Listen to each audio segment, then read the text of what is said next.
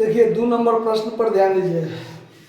2 number में है, कहता है कि अजय, विजय और संजय जो लाभ हानि को 5-3-2 अनुपात में बांटते हैं, 31 मार्च 16 को अपनी साझेदारी फर्म को विघटित करने का निर्णय करते हैं। उक्त तिथि को उनका चिट्ठा निम्न प्रकार था। लायबिलिटी साइड में अजय विजय का पूंजी है, क्रेडिटर है, और एसेट्स में building, tools and fixtures, debtors, cash, और पूंजी है संजय का। और फिर आगे कहता है कि देनदारों से वसूली हुआ फलाना फलाना बहुत संपत्ति है। सबसे पहले आप जब रियलाइजेशन अकाउंट बनाइएगा तो सबसे पहले यहां पर लिखिएगा to sundry assets, to sundry assets. जो वसूली खाता हम लोग जब बनाते हैं तो वसूली खाता के एसेट्स में जो भी एसेट्स होता है सबको क्या करते हैं, डेबिट में लिखते हैं। तो लिख दीजिए डेबिट में बिल्डिंग 20,000, बिल्डिंग 20,000,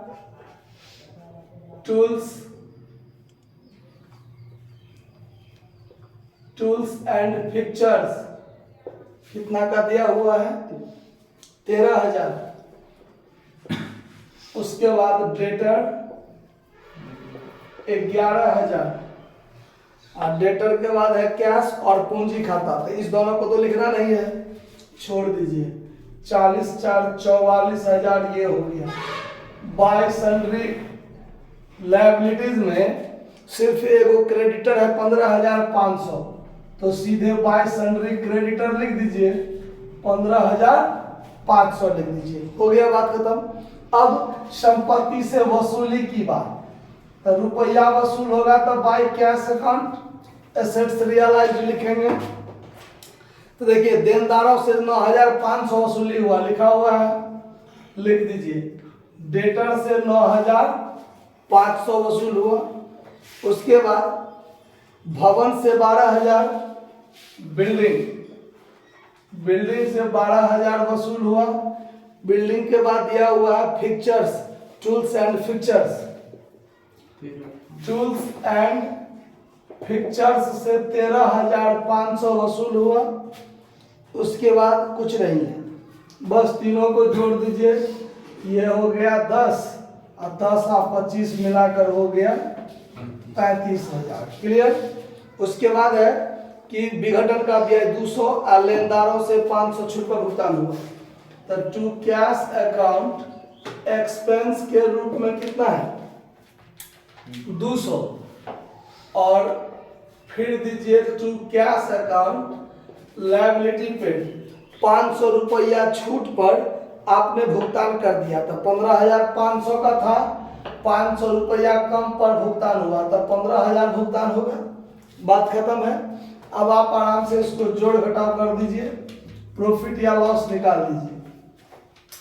तो ये हो गया आपको 40 10 50 50 और 9 59,200। तो यहाँ भी आप 59,200 लिखिए, और 59,200 में से 50,500 घटेगा तो 8,000 कितना, 8,700। तो ये हो जाएगा by all partners capital account loss. इस लॉस को अजय, विजय और संजय तीनों आदमी आपस में क्या कर लेगा, बांटेगा। तो अब सवाल में गार्नर बनाम मर्रे का नियम लगाना है, ऐसा कहीं कोई बात का चर्चा नहीं है। तो जब तक गार्नर बनाम मर्रे का नियम नहीं कहेगा फॉलो करने, तब तक हम लोग भारत में रहते हैं तो भारतीय साझेदारी अधिनियम को फॉलो करेंगे। समझ आ रही बात। तो गार्नर बनाम मर्रे के नियम में और भारतीय साझेदारी अधिनियम में दोनों में एक ही बात का अंतर है कि रियलाइजेशन लॉस को नगद में लाया जाता है गार्नर बनाम मर्रे के नियम में, और रियलाइजेशन लॉस को नगद में नहीं लाया जाता है भारतीय साझेदारी अधिनियम में। तो सबसे पहला नियम नंबर 1 कि ये जो रियलाइजेशन का लॉस है सभी साझेदार अपने पुराने लाभ विभाजन अनुपात में बांटेंगे। तो पुराने लाभ विभाजन अनुपात में बांटेंगे तो 8700 रुपया को 10 से भाग दीजिए तो 870 गुने 5 कीजिए,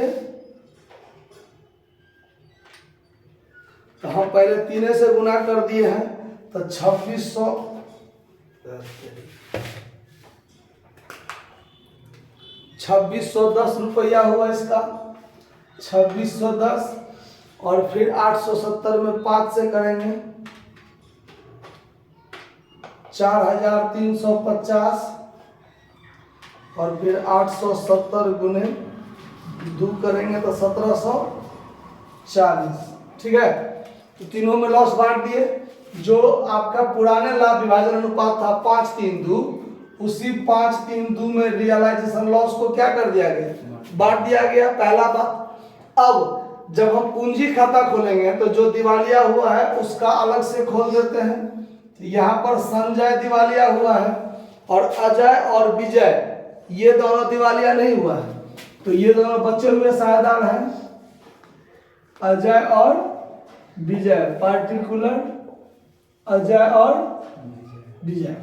तो अब इसमें क्या करेंगे, तो देखिए संजय के पूंजी जो है वो एसेट्स भाग में है, तो डेबिट में लिखेंगे टू बैलेंस बीडी 8000 संजय में, और अजय विजय का 24,000 और 13,000 है लायबिलिटी में, तो by balance BD credit side में होगा। उसके बाद ये जो रियलाइजेशन का लॉस है सभी साझेदार बांट लेंगे, तो to realisation account loss Sanjay का हिस्सा हुआ 1740, और यहाँ पर टू रियलाइजेशन अकाउंट लॉस 4350 और 2610 है विजय का। हो गया। अगर गार्नर बनाम मर्रे का नियम क्या था, तो ये लॉस को इधर क्रेडिट में बाय कैश करके दिखाते। अगर गार्नर बनाम मर्रे का नियम नहीं है तो इसको क्रेडिट में नहीं दिखाएंगे। दूसरा नियम खत्म। तीसरा नियम, अब जो पूंजी की कमी है, ये जो पूंजी की कमी, तो पूंजी की कमी निकालने से पहले सवाल में एक पॉइंट दिया हुआ है, देख लीजिए कि अंतिम में 2 लाइन जो दिया हुआ है वो देख लीजिए कि संजय दिवालिया हुआ है और उसकी संपत्ति से 1 रुपया में 25 पैसा वसूल हुआ। ठीक है, साझेदारी संलेख के अनुसार दिवालिया साझेदार की पूंजी की कमी को शोधक्षम्य साझेदार अपने लाभ विभाजन अनुपात में बांटते हैं। देखिए अब यहाँ पर नियम तीसरा कहता है कि जब जो साझेदार दिवालिया होगा उसकी जो पूंजी की कमी होगी उसको बचे हुए साझेदार जो शोधक्षम्य साझेदार हैं वो अपने पूंजी अनुपात में करेंगे। तो पूंजी अनुपात में कब करेंगे, जब कोई अतिरिक्त सूचना न हो तब करेंगे। लेकिन इसमें कह दिया है कि वो अपने लाभ विभाजन अनुपात में भरपाई करेंगे। जो साझेदार पूंजी की कमी हुई है, जो दिवालिया हुआ है, उसकी पूंजी की कमी को बचे हुए साझेदार अपने लाभ विभाजन अनुपात में भरेंगे। और जो दिवालिया हुआ है उसकी संपत्ति से 1 रुपया में 25 पैसा मतलब 25% प्राप्त हुआ है, ऐसा भी बात है। तो इसका काम कैसे होगा, 8-1 9,740 में कुछ रुपया वसूल हुआ है। कुछ रुपया वसूल हुआ कितना, तो 9,740 का 25% प्राप्त हुआ। 25 पैसे मतलब 25% प्राप्त हुआ, यानी 2,435 रुपया संजय से प्राप्त हुआ और बाकी रुपया से वो दिवालिया हो गया। तो 9740 में से 2435 आप घटा दीजिए तो बचता है 7305। इतना से ये दिवालिया हो गया और इसका भरपाई सॉल्वेंट पार्टनर्स कैपिटल अकाउंट भरपाई करेंगे। कौन कौन, तो अजय और विजय। कैसे भरपाई करेंगे, तो लाभ विभाजन अनुपात। लाभ विभाजन अनुपात क्या था, 5-3-2। तो 2 संजय का था, संजय दिवालिया हो गया तो बचा 5-3, मतलब इसकी कमी को 5-3 में भरपाई करेंगे। कारण सवाल में दिया हुआ है कि लाभ विभाजन अनुपात में भरपाई किया जाए, इसीलिए। अगर ये बात नहीं लिखा रहता तो साझेदार का पूंजी है 24,000-23,000, तो 24:23 जो था पूंजी अनुपात उसमें भरपाई करते हैं। क्लियर बात। अब 7305 को 5 दिन में भरपाई करेंगे तो भागा कर दीजिए कितना 8, जो बचा उसमें गुना कर दीजिए 5।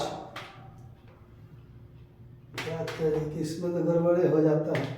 7305 भागा, पहले गुना कर दीजिए 5 से 5 और भागा कर दीजिए 8, तो 4565 यानी 4566 कर दीजिए, ठीक है।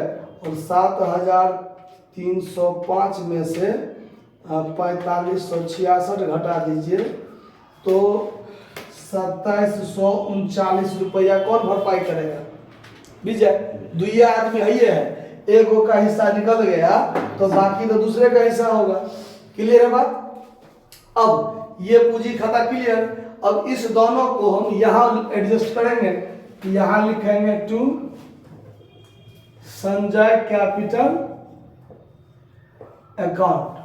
ये भरपाई करेगा कितना? तब 4566 रुपया आ जाए और 2739 रुपया विजय। बात खत्म हो गया। बाकी उसके पूंजी का भुगतान होगा 24,000 में से दोनों को घटाइए, ये 13,000 में से इस दोनों को घटाइए, जो होगा to cash account final payment हो जाएगा।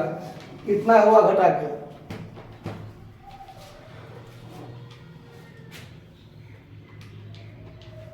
कितना हुआ? 15,084 अजय को पेमेंट होगा। और फिर 13,000 में से इसको घटाइए, कितना हुआ? इतना टाइम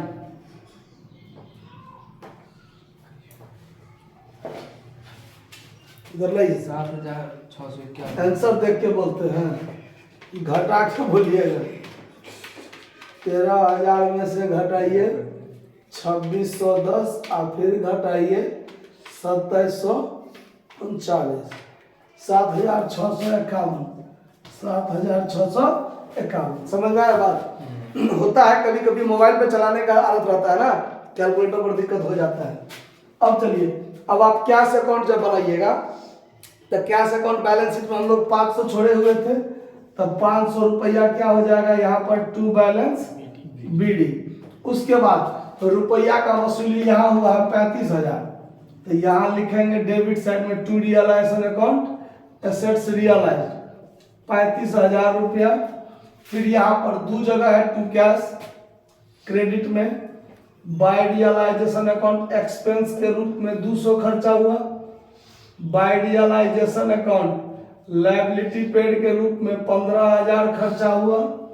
उसके बाद यहाँ देखिए ये साझेदार जो दिवालिया हुआ है तो 2435 रुपया इससे आया, तो to Sanjay capital account, to Sanjay capital account, इससे कुछ रियलाइज्ड हुआ है, ठीक है। और यहाँ पर इसको फाइनल पेमेंट हुआ, तो bye solvent partners capital account, shortcut में लिख दिए हैं फाइनल पेमेंट अजय को और विजय को।